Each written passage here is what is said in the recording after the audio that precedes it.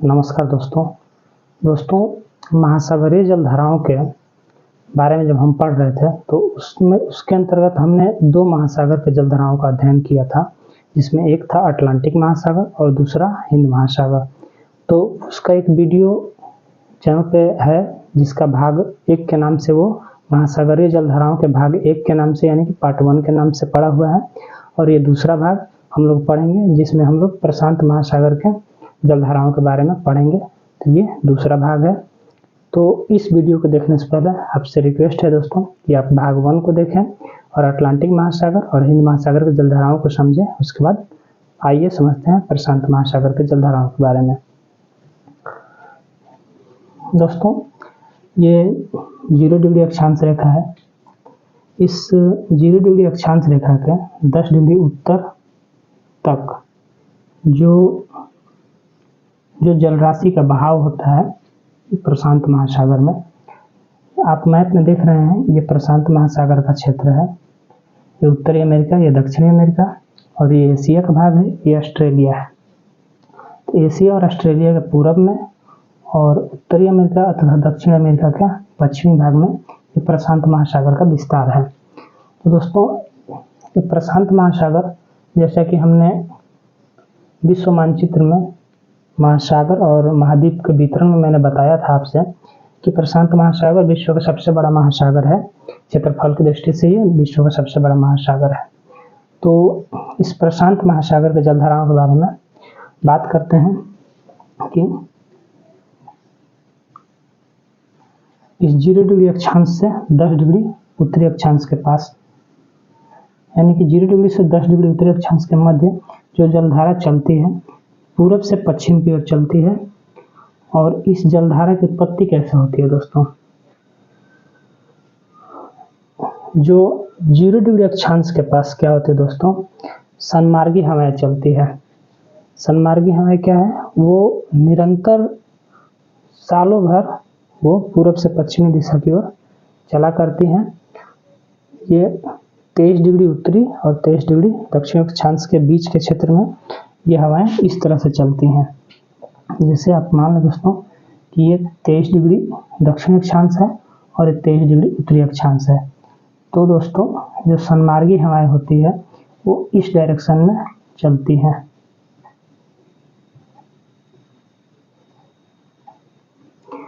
इस डायरेक्शन में चलती हैं। तो इनके घर्षण से दोस्तों, इनके घर्षण से जो समुद्र सतह पे जो इनसे घर्षण उत्पन्न होता है और यह हवाएं समुद्री जल को आगे की तरफ धकेलती है। और साथ ही साथ पृथ्वी का घूर्णन जो पश्चिम से पूरब की ओर होता है, इससे और भी कई कारण हैं जो कि मैंने पिछले वीडियो में आपसे बताया हुआ है। उस कारण इस जल का बहाव पूरब से पश्चिम की ओर होता है। तो ये है आपका एक धारा जिसे उत्तरी प्रशांत विषुवत जलधारा कहते हैं। यानी कि ये 0 डिग्री अक्षांश से उत्तर में है, इसलिए इसे उत्तर विषुवत प्रशांत जलधारा कहते हैं। दोस्तों, ये जलधारा जब पश्चिम की ओर चलती है तो पश्चिम में आने पे एशिया के कुछ द्वीप हैं और ये एशिया महाद्वीप है और नीचे ऑस्ट्रेलिया है। तो इससे टकरा करके इसका एक भाग उत्तर की ओर मुड़ जाता है। ठीक है दोस्तों, इस जलधारा का एक भाग उत्तर की ओर मुड़ जाता है और आगे बढ़ने पे जापान इसके रास्ते में पड़ता है। ये जापान द्वीप है, जापान पड़ता है। तो यहाँ से ये 2 शाखाओं में विभाजित हो जाती है। एक शाखा जापान के पूरब से जाती है और दूसरी शाखा इस जापान सागर में चली जाती है। ये जापान और एशिया के बीच का ये जो क्षेत्र है ये जापान सागर कहलाता है। तो एक शाखा जापान सागर में चली जाती है और दूसरी जापान के पूरब से आगे बढ़ती है। तो दोस्तों, जब ये उत्तर प्रशांत विषुवत जलधारा जब आगे बढ़ती है और एशिया के पूरब से जब ये उत्तर की तरफ मुड़ती है और जापान के तट तक पहुंचती है, तो इसे क्यूरोसियो का जलधारा कहते हैं।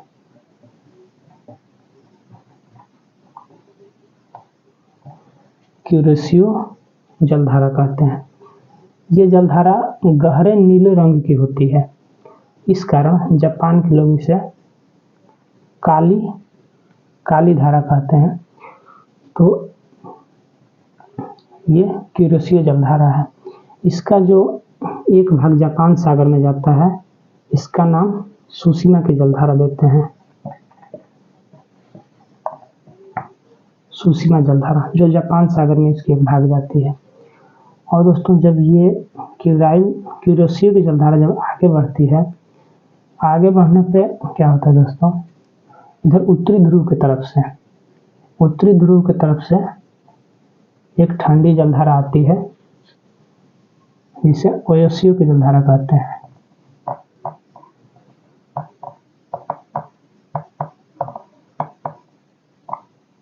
ओयोशियो की जलधारा ये ठंडी जलधारा है।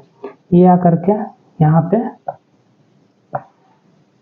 क्यूरेशियो की जलधारा से मिलती है। क्यूरेशियो की जलधारा गर्म जलधारा है, क्योंकि आप जानते हैं कि ये ध्रुवों से ये विषुवत रेखा से ध्रुवों की ओर जा रही है। और ओयोशियो जलधारा ठंडी जलधारा है, जो ध्रुवों से विषुवत रेखा की ओर आ रही है। तो यहाँ पे मिलते हैं, यहाँ भी फॉग का निर्माण होता है दोस्तों, और यहाँ भी मछली के लिए अनुकूल दशाएं उत्पन्न होती है, जिससे यहाँ मछली उत्पादन बृहद मात्रा में होता है। तो ओयोशियो की जलधारा यहाँ मिलने के बाद ये जो क्यूरेशियो जलधारा है, ये पूरब की ओर मुड़ जाती है, पूरब की ओर मुड़ती है और आगे बढ़ती है। तो ये पूरब की ओर मुड़ने के बाद कुछ आगे बढ़ने पे दोस्तों इसकी दो शाखाओं में इसका भी विभाजन हो जाता है। इन दो शाखा में विभाजन से पहले एक बात मैं बताना चाहूँगा कि ओयोशियो की जलधारा के साथ साथ एक और जलधारा आती है, जो ठंडी जलधारा है, इसे क्यूराइल जलधारा कहते हैं। क्यूराइल जलधारा ये भी ठंडी जलधारा है।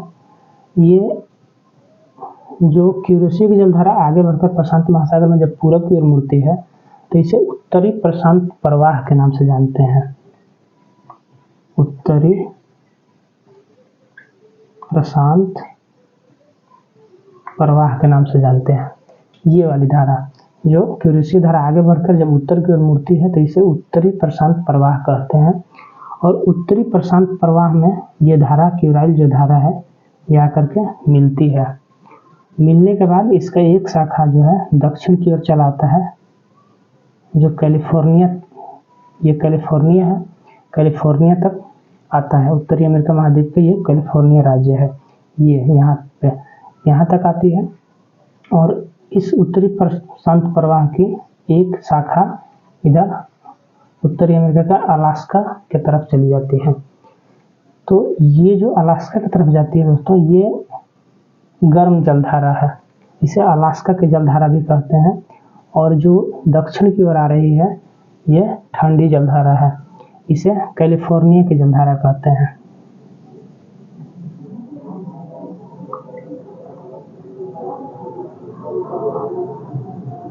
कैलिफोर्निया की जलधारा तो दोस्तों ये है। और कैलिफोर्निया की जलधारा नीचे आकर के पुनः इस उत्तरी विषुवत प्रशांत जलधारा को पुश करती है, इसमें मिल जाती है। तो दोस्तों ये एक चक्रीय आकार यहाँ भी बनता है, जो कि क्लॉकवाइज डायरेक्शन में है। तो ये उत्तरी प्रशांत महासागर का ये जलधाराओं का वितरण है, उनकी दिशा है। तो एक बार फिर से हम समझते हैं, जो 0 डिग्री अक्षांश से 10 डिग्री उत्तर तक जो जलधारा पूरब से पश्चिम की ओर बहती है, उसे उत्तर प्रशांत विषुवत जलधारा कहते हैं। ये जलधारा आगे बढ़ती है तो एशिया के द्वीप और एशिया के पूर्वी तटों से टकराकर उत्तर की ओर मुड़ती है, जिसे यहाँ क्यूरेशियो जलधारा कहते हैं। क्यूरेशियो जलधारा एक गहरी नीली रंग की होती है। और जब क्यूरेशियो की जलधारा आगे बढ़ती है तो जापान द्वीप से टकरा करके 2 हिस्सों में बढ़ जाती है। एक हिस्सा जापान सागर में जाता है, जिसे सुशिमा की जलधारा के नाम से जानते हैं, और दूसरी जो धारा है वो आगे बढ़ता है और ऊपर से आ रही ओयोशियो की ठंडी जलधारा से मिलकर यहाँ फॉग का निर्माण करती है। और ये फॉग जो होता है, यानी कि यहाँ मछलियों के लिए अनुकूल दशा बन जाता है। तो यहाँ मछली उत्पादन होता है। और जो ये धारा है आगे बढ़कर पूरब की ओर मुड़ जाती है, जिसे उत्तर प्रशांत प्रवाह के नाम से जानते हैं। इस उत्तर प्रशांत प्रवाह में क्यूराइल की ठंडी जल धारा आकर मिलती है और उत्तर प्रशांत प्रवाह की धारा आगे बढ़ती है तो दो हिस्सों में बढ़ जाती है। एक हिस्सा अलास्का की तरफ जाता है, जिसे अलास्का की जल धारा कहते हैं, ये गर्म जल धारा है। और दूसरा हिस्सा जो इसका है ये दक्षिण की ओर मुड़ती है और कैलिफोर्निया के तट के पास से गुजरती है, तो इसे कैलिफोर्निया की जल धारा कहते हैं, जो कि एक ठंडी जल धारा है।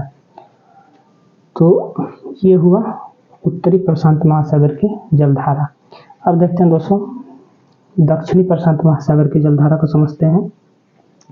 इस 0 डिग्री अक्षांश रेखा के नीचे वही लगभग 10 डिग्री अक्षांश के मध्य तक जो जलधारा पूर्व से पश्चिम की ओर चलती है उसे दक्षिण विषुवत प्रशांत जलधारा कहते हैं। और ये आगे बढ़ती है तो ये जो द्वीप समूह है ऑस्ट्रेलिया के उत्तर में और ऑस्ट्रेलिया के पूर्वी तटों से टकरा करके ये दक्षिण की ओर मुड़ जाती है। तो दोस्तों ये जलधारा जब दक्षिण की ओर मुड़ती है तो इसे पूर्वी ऑस्ट्रेलिया की जलधारा कहते हैं। तो पूर्वी ऑस्ट्रेलिया की जलधारा आगे बढ़ने के बीच में न्यूजीलैंड, ये न्यूजीलैंड है, ऑस्ट्रेलिया के दक्षिण पूर्व में न्यूजीलैंड है। न्यूजीलैंड के द्वीपों से टकरा करके ये भी दो हिस्सों में बढ़ जाती है और आगे बढ़ती है दोस्तों। तो जैसा कि हम जानते हैं कि दक्षिणी जो गोलार्ध है यहाँ जल क्षेत्र की अधिकता है और यहाँ पछुआ पवनें बहुत तीव्र वेग से चलती है। तो जब ये नीचे आती है तो पछुआ पवनों के प्रभाव में आ जाती है और पछुआ पवनें इन्हें पूरब की ओर मोड़ देती है। तो इनका डायरेक्शन जो है चेंज होकर के पुनः पूरब की ओर हो जाता है और पूरब की ओर जब ये आगे बढ़ती है तो पुनः ये दक्षिण अमेरिका महाद्वीप से टकराती है और पुनः उत्तर की ओर मुड़ जाती है। तो दोस्तों इसे कहते हैं दक्षिण प्रशांत प्रवाह। यहाँ उत्तर प्रशांत प्रवाह और यहाँ दक्षिण प्रशांत प्रवाह। ये दक्षिण प्रशांत प्रवाह जब आगे बढ़ती है तो दक्षिणी अमेरिका के तटों से टकरा करके ये उत्तर की ओर मुड़ती है। तो ये ठंडी जलधारा है, इसे पीरू की ठंडी जलधारा कहते हैं। यहाँ पे दोस्तों दक्षिण अमेरिका महाद्वीप में यहाँ पे जो देश है इस तट पे पीरू नामक देश है, इसी के नाम पे ये पीरू की ठंडी जलधारा कहलाती है। इसे हम्बोल्ट की जलधारा भी कहते हैं। एग्जाम में कई बार दोस्तों आता है कि पीरू की जलधारा किसे कहते हैं या हम्बोल्ट की जलधारा किसे कहते हैं, और ऑप्शन में जब हम्बोल्ट पूछेगा तो पीरू की जलधारा देगा और जब पीरू की जलधारा पूछेगा तो हम्बोल्ट नाम देगा। और ये ठंडी है, गर्म नहीं है, ये आपको ध्यान रखना है। तो ये एक ठंडी जलधारा है क्योंकि ये ध्रुवों से विषुवत रेखा की ओर जा रही है। तो ये कौन सी जलधारा है? पीरू की ठंडी जलधारा है। ये पूर्वी ऑस्ट्रेलिया की जलधारा और ये दक्षिण विषुवत प्रशांत जलधारा है। तो दोस्तों ये है दक्षिणी प्रशांत महासागर की जलधारा। तो दोस्तों ये रहा पूरे प्रशांत महासागर के जलधाराओं के बारे में एक सामान्य जानकारी। उम्मीद है कि आपको पसंद आया होगा क्लास। तो दोस्तों लाइक करें, सब्सक्राइब करें। मिलेंगे आपसे अगले वीडियो में एक नए टॉपिक के साथ। तब तक के लिए दोस्तों नमस्कार।